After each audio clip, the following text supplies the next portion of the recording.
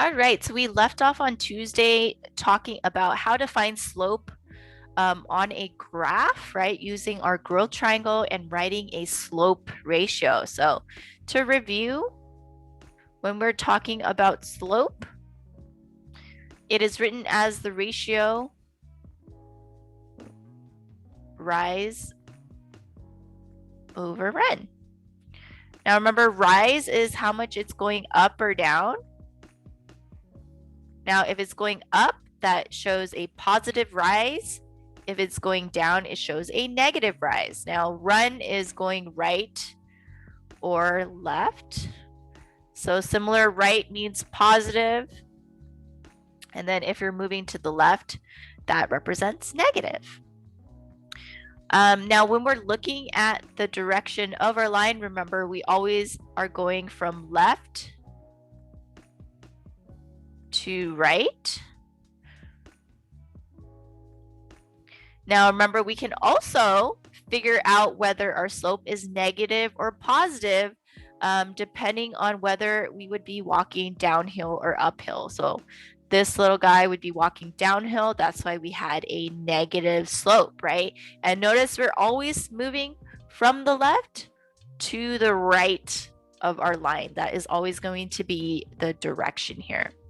So we're going to try a couple more with finding slope when you are given a graph. So on the next screen here, we're on screen 9. All right, so let's take a look at this problem. Remember, we can always first check to see whether this will be a positive or a negative slope by imagining our little dude here starting on the left. If they are walking along the line towards the right-hand side, they will be going uphill. Now, since they are going uphill, this is a positive slope. So your ratio should be showing a positive number here, positive number. All right, so once we've established that, at least I know that my ratio will be a positive number. Now, to get those values for my ratio, again, you can either do your growth triangle on the top or the bottom. I'll show you both ways. So if I'm drawing my growth triangle on the top, remember, you're going from left to right. So I'm going to start at the bottom left-hand point. And if I'm going to go from the top first, I got to go up 2 spaces. Now remember, going up means it's going to be a positive 2. So I'm going up positive 2. And then as I move towards that point on the right, I would be moving over 1, 2, 3, 4 spaces. So again, this would be my run. And then the 2 here, remember, represents your rise. So then all I do is put it into my ratio of rise over run. So that means it would be 2 over 4. Now, 2 over 4 would be correct, but if we can simplify our ratio, we always want to simplify, which would simplify to 1/2. So it would be 1 over 2 would be the slope here. Nice work. All right, let me show you how it would be the same if I went to the bottom. So if I went to the bottom of my line, again, I'm starting on the bottom left-hand point, and I'm moving to the right. So I would be moving right 4, and then going up 2. So that's why it would be a positive 2 still. So you notice either growth triangle would still give you the same value. So it's really up to you, whichever makes sense to you, drawing the growth triangle on the top or drawing the growth triangle on the bottom. Either way would give you the same answer. All right. So we're going to do one more practice with these types of problems, and then I'm going to show you another way that we can calculate slope when it's not on a graph. All right, let's go over this problem here. Some of you already mentioned this, but yes, it does show a negative slope. Remember, we got our guys starting on the left here. they would be definitely walking downhill. So this is a negative slope. So make sure your ratio is showing a negative ratio here. All right, now that we have established that it's a negative slope, let's go ahead and draw our growth triangle. So I'm going to go on the top here. So starting on the left, remember, you're always going from the left point to the right point here. So if I'm going on the top of my line, I would be going to the right 2 spaces first. So +2, because I'm going to the right.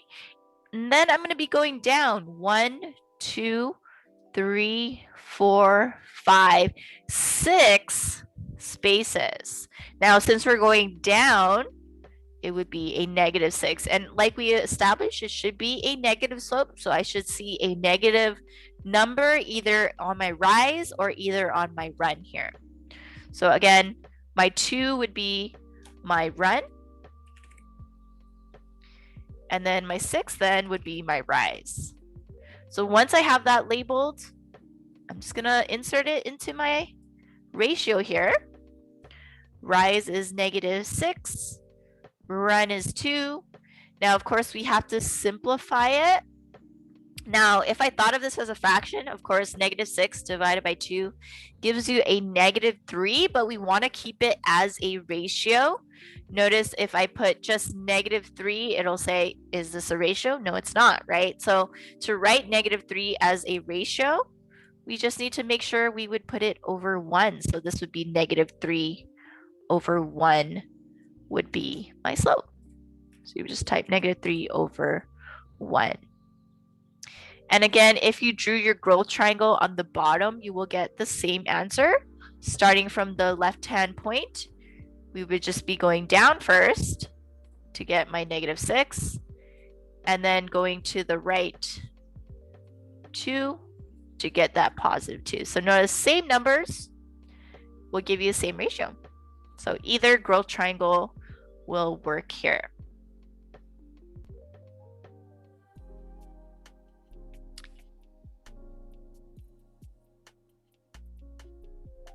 All right, so now let's take a look at the second way to find slope.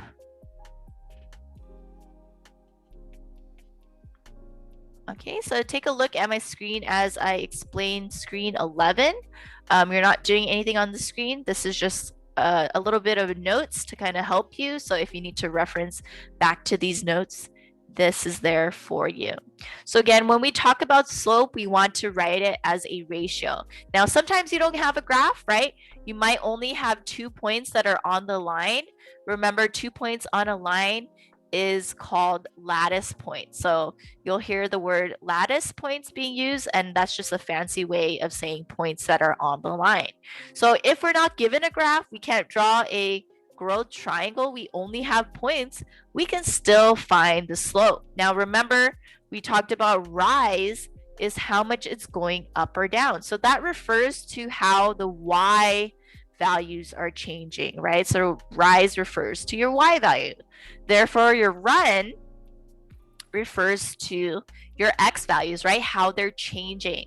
So when we're talking about how something is changing, we want to know the difference, right? How much it changed. Now, in order to get how much it changed, we would subtract the 2 values, right? We're going to be finding a difference. So we're still going to be writing a slope ratio, but we're going to be writing it with just 2 points. So we're not going to be drawing a graph. We're not going to be drawing a growth triangle. We're just going to use 2 points to find the slope. So I'm going to show you how to do that on the next screen here. So head over to screen 12. Just watch my screen first, and then you guys can go back and fill in your screen. So I'm going to rewrite the points here below. So I'm going to take those 2 points that are given to us, the 2 lattice points of 3, 7 and 6, 11. What I want to do first is I want to always label my points. So I'm going to label which one is X, which one is Y first.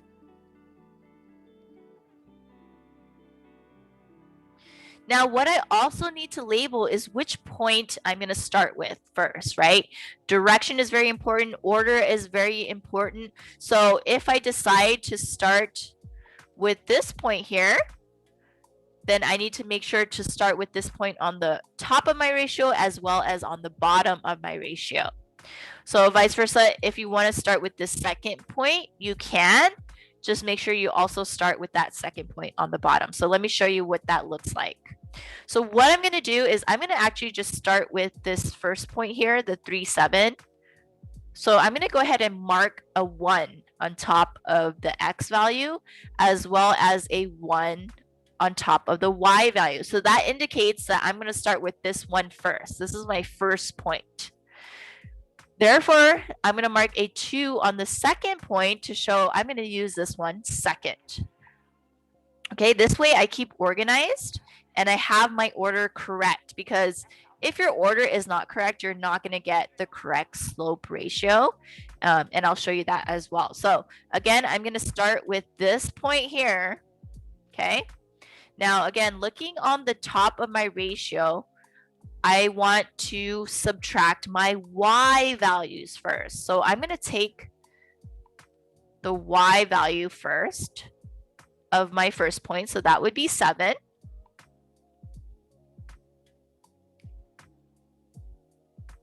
Okay, and I'm going to write it in green so you can see it matches. So I'm going to take that 7 first, and then I'm going to subtract it with my second y. So that's going to be the 11 there. So I have 7 minus 11 on the top of my ratio. Then on the bottom of my ratio, remember, that's your run. So that's where you're going to find the change in your x value. So now you're going to put the x values on the bottom.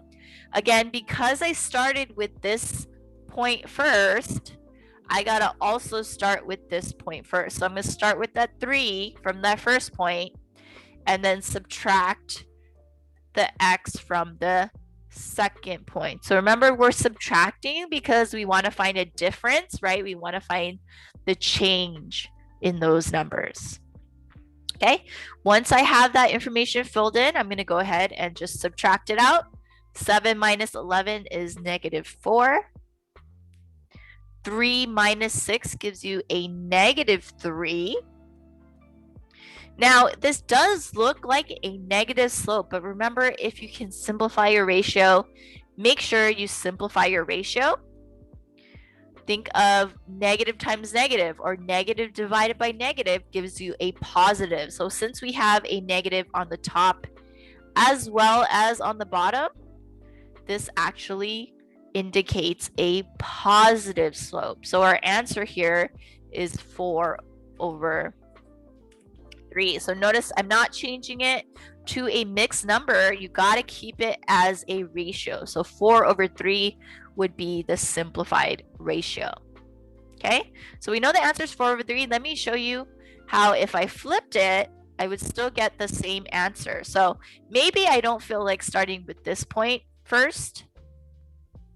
Maybe I want to start with the second point I'm given, and that's fine. So make sure you just mark it. So this will be my first x, and this will be my second x, which means this will have to be your first y, and this will be your second y. So I'm gonna plug it in again. So now I'm gonna do 11 minus 7 instead on the top, and then on the bottom I'm gonna do 6 minus 3. Then notice it still gives me 4/3. It just happens I skip a little bit of a step there, right? But I still end up with the same answer of 4/3.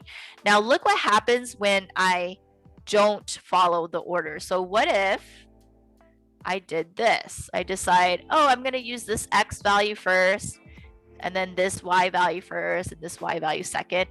Notice how it gives you an incorrect answer. So let's follow this and see.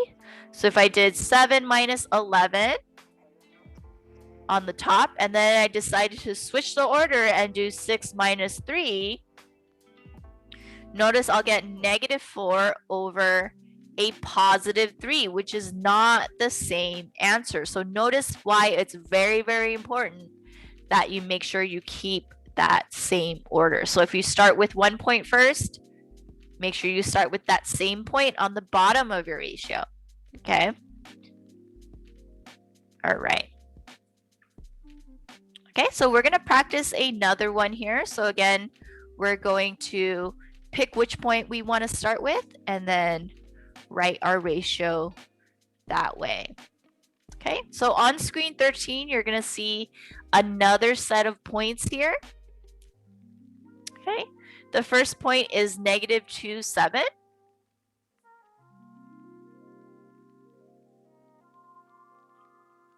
And 0, 1. Okay, so again, I just rewrite my points just so I can label it a little more clear. Okay, and I'm just going to keep my same order. Again, it really doesn't matter. It's up to you. So I'm just going to keep this as my first point, and this will be my second point. So again, first point and second point. There we go. And then now I'm going to go in and write my ratio. Let me move this down a little bit. Now I'm ready to write my ratio. So again, the top starts with your y values, right? That's your rise, the change in your y values. So again, I'm going to start with 7. That was the first point. Then minus the second y, which is 1.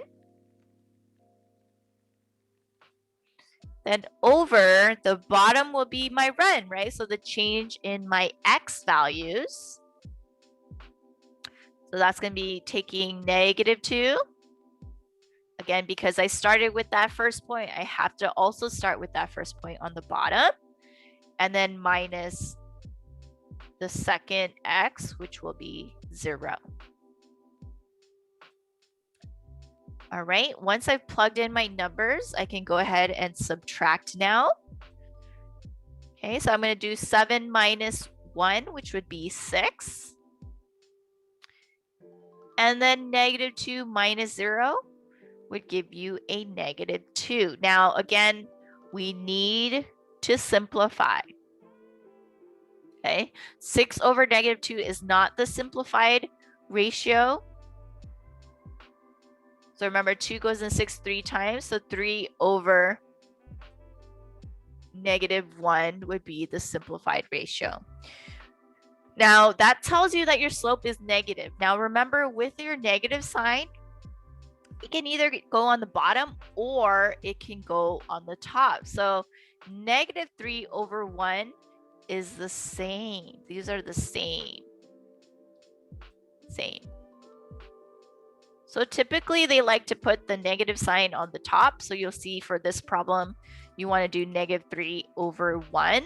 But if you put like 3 over -1 on a test or something like that, it would not be incorrect. That still means the same thing. It still indicates that your slope is negative. Okay. You might also see that sometimes they'll write the negative sign in the middle like this, where it's like in between the top and the bottom. That's also the same. So there's actually 3 different ways that you can show that it's negative. So on the top, bottom, or middle. You just need to have a negative sign somewhere there. Okay?